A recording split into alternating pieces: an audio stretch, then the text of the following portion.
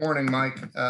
If you could just walk us through the travel plans for you guys. When do you get there, and what's kind of the practice situation, workout situation at that point?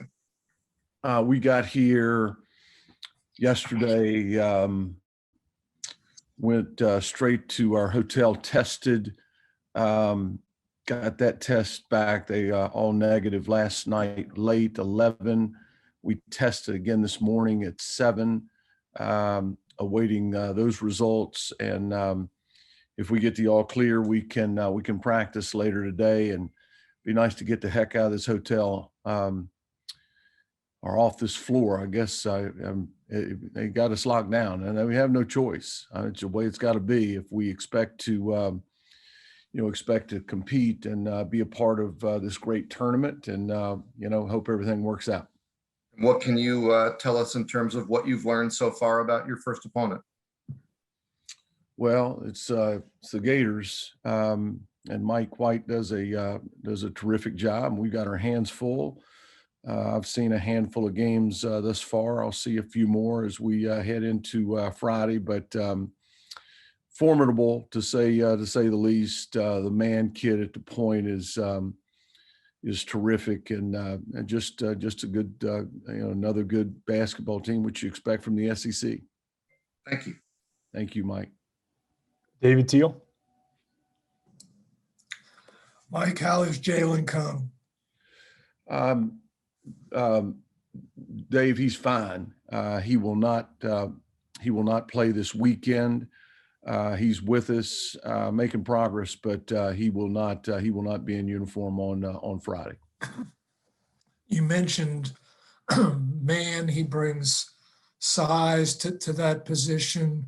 Florida is among the top shot blocking teams in the country. What kind of challenge does that pose, just their rim protection and such? Well, it poses issues. Castleton's done a nice job for them, the transfer from Michigan.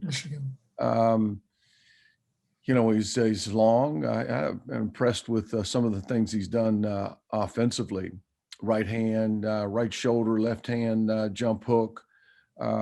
He gives them a presence down there to throw the ball to, skilled, passes the ball well, but they get after you and kind of funnel that thing down there to him. And DeRougie, I think, is pronunciation. Correct me if I'm wrong. Again, good basketball team, and have our hands full. Look forward to the competition. Has your career ever taken you to Hinkle Fieldhouse? David, 58 years old, 35 years in coaching. I've been a lot of places. I've never been on Butler's campus. Needless to say, never been to Hinkle. What a mountaintop experience to be able to compete in that building. We go over tomorrow, Wednesday, and have an hour and a half practice. I look forward to that. As a basketball person, and the history in that building, that'll be a lot of fun for me. Thank you. Aaron McFarland. Hey, Mike, you mentioned after the UNC game that you were, I'm paraphrasing, but you were a little perplexed with Aluma's performance. You weren't really sure what, was missing there that night. When you looked at the video, what did you see, and sort of what is your message to him? I know obviously he's a big, important piece going forward. What was your message to him coming into this tournament? We went right at him early, and I think it was Baycoat that was guarding him, and he looked tentative. Caught the ball on the charge circle, left shoulder, right hand, and he looked a little spooked. Maybe the two of us would be spooked as well when we turn and see a gentleman the size of Armando staring us in the face. And he had a couple good cracks at it from three, didn't get them down. Going back and looking at it 3 times, I mean, he played a good ball game. He didn't score the ball as he has throughout the course of the year. And, I do think that North Carolina's front line had something to do with that. And you can throw multiple people at him: Garrison Brooks, Rayshawn Sharp. Kessler didn't play a lot. And had a hard matchup with Mutz and Keve. But I just thought he for the first time in a long, long time, I couldn't tell you the last time, Aaron, this year, where I thought he looked like he was on his heels offensively. I expect him to be a lot better up here. We need him to be a lot better up here. He, such an important part of, our team and what we do. And as you've seen, many, many times throughout the year, throw the thing into him as we do often, and expect good things to happen that can change the way you guard us. And given what David just said about the front court of Florida, I mean, you feel like it's a spook me once, shame on me, and I won't be spooked again type of situation? I do. He's played in this tournament 2 years ago against Seton Hall in Kentucky. He's a hell of a player and has had a hell of a year, and he's going to be good on Friday. Thanks, Mike. Gene Wong.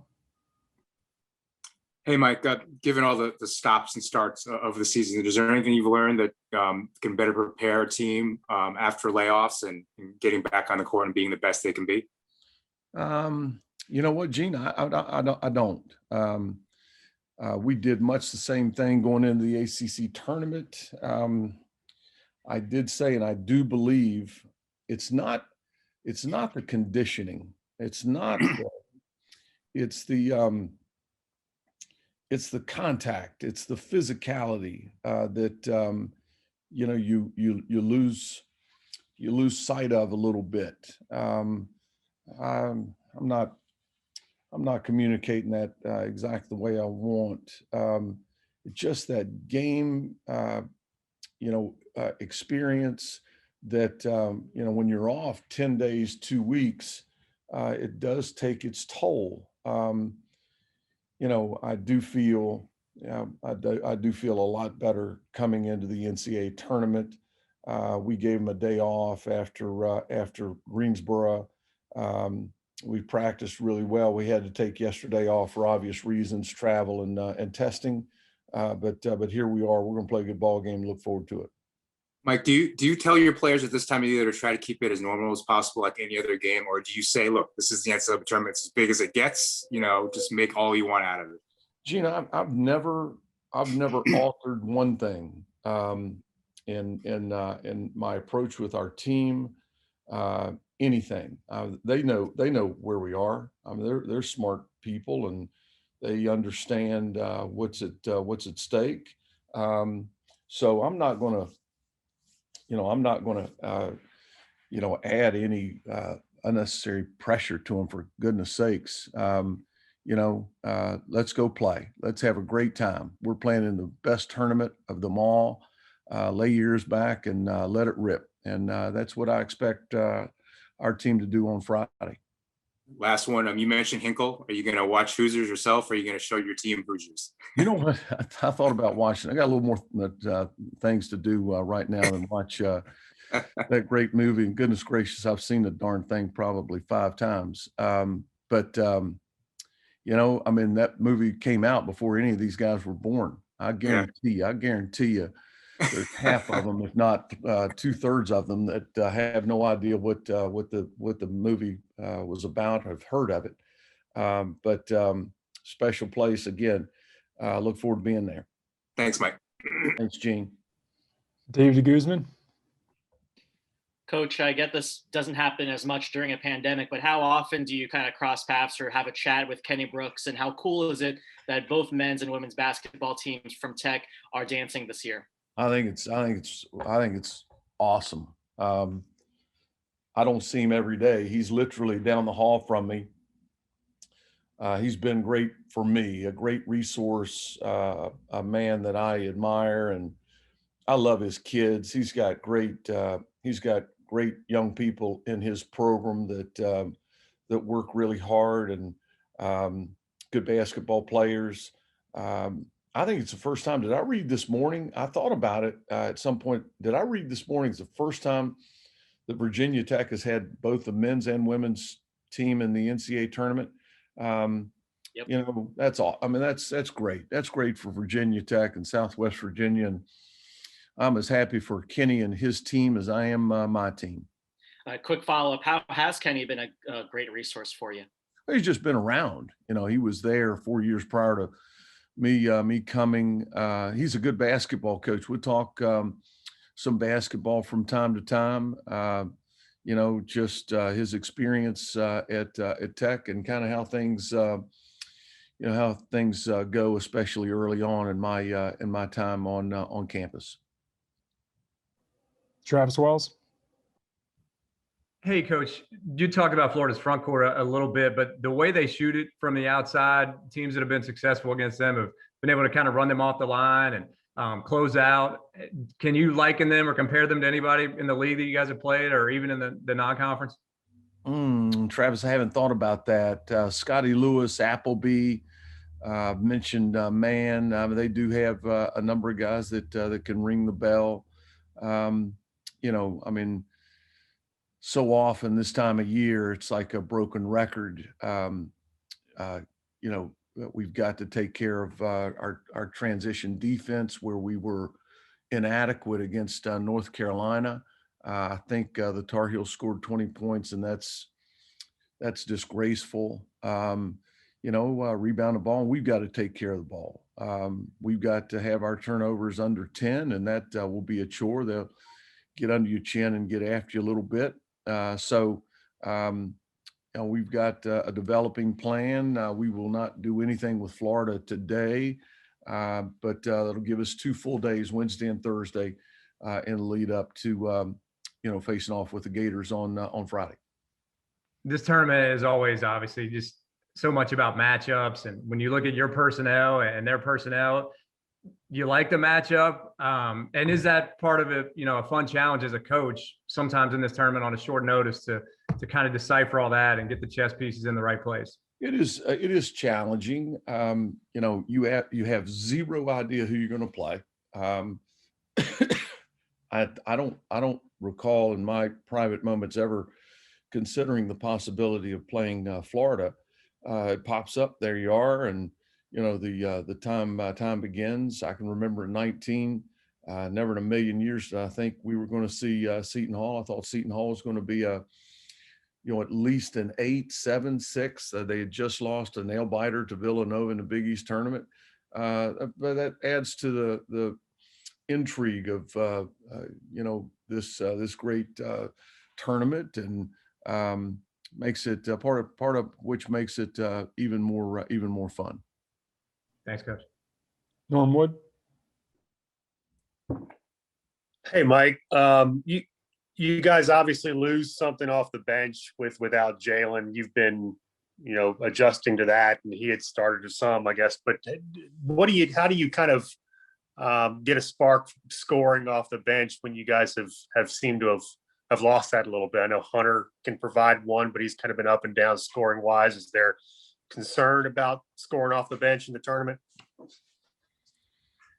Norm, of all my concerns, that's not one of them. I'm the world's worst now when you get to tournament play, and that bench tends to shrink a little bit with every possession, you know, having so much riding on it. And you know, we'll see how it plays out. We're going to score enough to win. I mean, if I've said that to my team once, I've said it 1,000 times. We're going to score enough to win.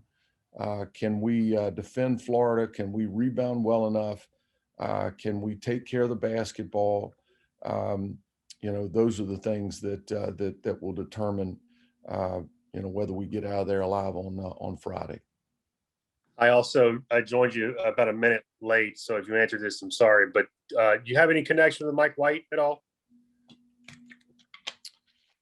I know Mike well. I think the world of his dad. I got an email from his dad last week. Darius Nichols was an assistant for me in 2014, one of the best I've ever had. Played at West Virginia, Radford high school product. We were in team camp in June, and I get this odd number and made the mistake of answering it. It was Coach White. He was at Louisiana Tech and said he wanted to talk with Darius. He did, and I knew that was a goner. And Darius went down there with him, and is still with him today. Think a lot of Mike. He's a really good coach and a first-class man. And again, as I said earlier, we're looking forward to the competition. You've talked a lot about how you lean on Wabissa, and you've called him the most important guy in the program. Considering he's been in this tournament in the past, does his value increase even more now? Yeah, I think so. And that'll be a critical matchup for our team on Friday with Man. I can't think of anybody I've had in my career that I feel better about guarding such a dynamic scorer as Wabissa. But yes, he's been here. I think we were on the elevator together yesterday. I think this is his fourth tournament experience. He's been here. He knows what it's all about, and he's been great with our team throughout. And I'm sure, they've had a chance to talk about that, and he's been a great resource for all of us. Cool, man. Thank you. Thanks, Norm. Mark Berman. Good morning. I wanted to ask you about Darius. He thinks the world of you. And was there a certain point, he only worked for you that 1 year, where you kind of thought, that he had a pretty good future in the profession? June is late. You get through the Final Four, and certainly April, early May, you think you're safe and you're going to be able to keep everybody. And that just happened to occur, and he had an opportunity to advance his career. He did the right thing. He's a rock star. I mean, he is a head coach. A little surprised he hasn't gotten a job already. He will, and it'll be the right one. It'll be the right time for him. But he's got it. I mean, he's smart. He is a good basketball coach. I love him. I talked to him twice yesterday. We don't talk a lot. We are having some fun yesterday, and we spoke a couple of times. He's got it all. He's got the total package. He'll be a head coach at this level sometime soon, and he'll be a darn good one. He's terrific. Well, and of course, even though he only worked for you that 1 year, his brother played for you. I mean, you guys have known each other. Even you guys knew each other even before that, right? Yeah, knew his dad well. His dad was a heck of a player. He used to play over by the school board office, Calfee Park. And here's these two little fellas coming with his dad. I'm appreciably older than Darius and Shano. Shane is an assistant to Matt McMahon, another friend at Murray State, and also a really good coach. He's a really good player for me. But I remember those two guys, pardon me, growing up as little folks, and to see their career progress and see them both doing well. They're both married now, and Shane and his wife just had a child. It's a special family. I mean, just a great family. Bill and Donna, their parents are just beautiful people, and great friends of mine. And as far as your own team, obviously you went to the NCAA tournament many times with Wofford, and so you know what that experience is like. Even though you were not a double-digit seed 2 years ago, you were a double-digit seed a bunch of times at Wofford. You know what that's like. How does that affect the mindset or the preparation, or just is there a sense of security that I know how to get a team ready on a short week? I know how to handle this whole, even though it's Indianapolis is different. I know how to handle this NCAA tournament week. Does that give you some comfort level this week? Really and truly, the seed really is immaterial. It is. The seed is immaterial. The matchup is what is most important. And I've been lucky as all get out. I've played some really good teams now, but we've had some good matchups. My first one, 2010 with Wisconsin, they were terrific. They didn't have the big lumbering post player that, that just creates so many issues. That team had Trayvon Hughes and a young man from Minnesota, forget his name. But the matchup is most important. Is this matchup ideal? No, they've got good players, but I've always felt that way. How much of a sense of pride is it that, I mean, here you are, year 2. I mean, I don't know if you had a 2-year master plan to I did. when you I did, took over. Mark. I did. Take nothing away from me. I knew exactly where I was going. I'm just kidding. You know that. How much a sense of satisfaction is it, that here you are, year 2, and you've got, here you are. I had tremendous satisfaction. Tremendous satisfaction and an enormous amount of pride that we have the Hokies here in this great tournament in year 2. It speaks to the quality of my staff, Chester Frazier, Christian Webster, Kevin Giltner, Stephanie Boleyn, and others. And it speaks to the character and just how wonderful the kids in this program are. And they're about the team, out of me and into we. And it's been, I've said it before, it's been a magic carpet ride. I have so thoroughly enjoyed coaching this team. Hope we can continue on for a while longer. Thank you. Couple more here, guys. We go with Howard Friedrich. I just wanted to ask about the sort of unusual circumstances in Indy and restrictions on movement, stuck in hotel rooms and all of that. And I'm just wondering whether you've maybe dreamed up anything creative or unusual for you or your players to help pass the time and keep minds fresh in this. Howard, I haven't. They don't want us. They don't want us in the same room. We can't be in the same room. If we're in the same room and somebody tests positive, contact tracing, gosh sakes, I've been beaten to death with that contact tracing over the last month. So, here we sit.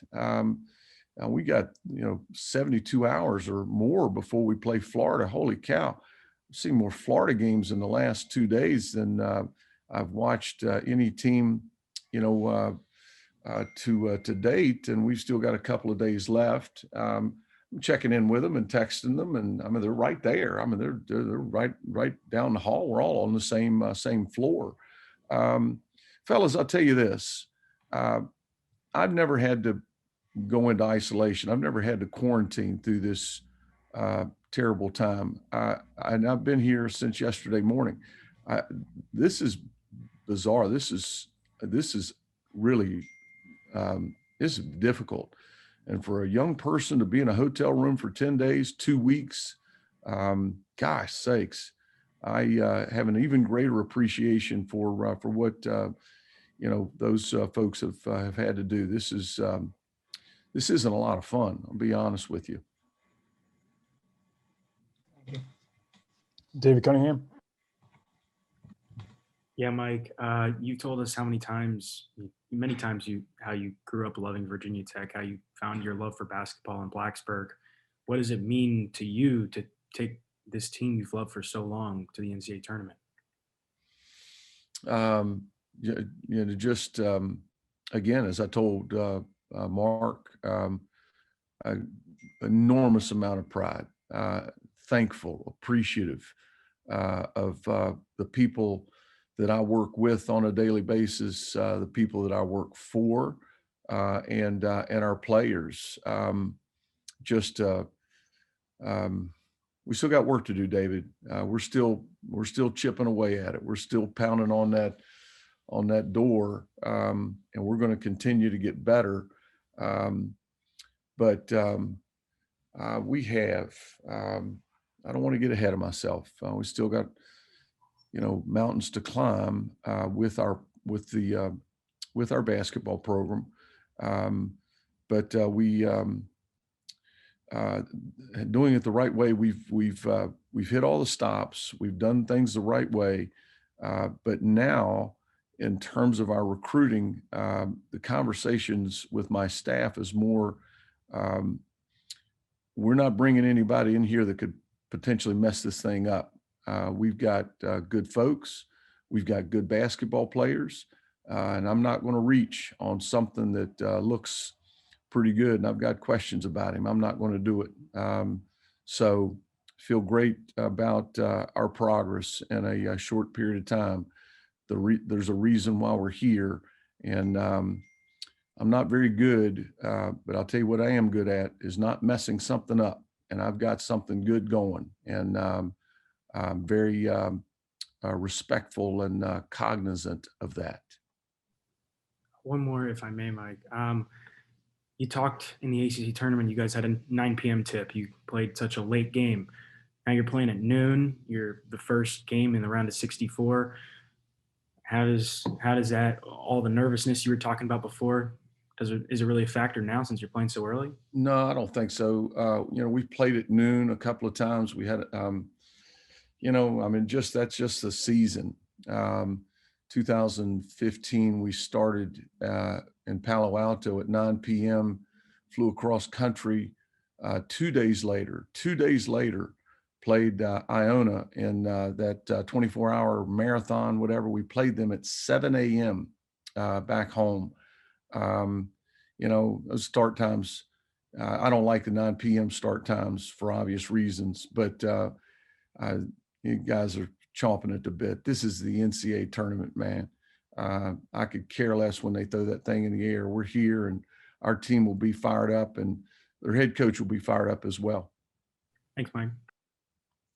John Title. Good morning, Coach. 2 years ago at Wofford, Kevin Aluma had 11 rebounds for you in an NCAA tournament game against an SEC team. So my questions, how has his game changed over the past 2 years? And how do you expect him to do on Friday against another SEC team?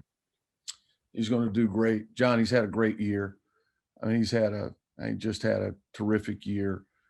He was a glue guy for me down there. He was a tough, hard-nosed rebounder, excellent defender.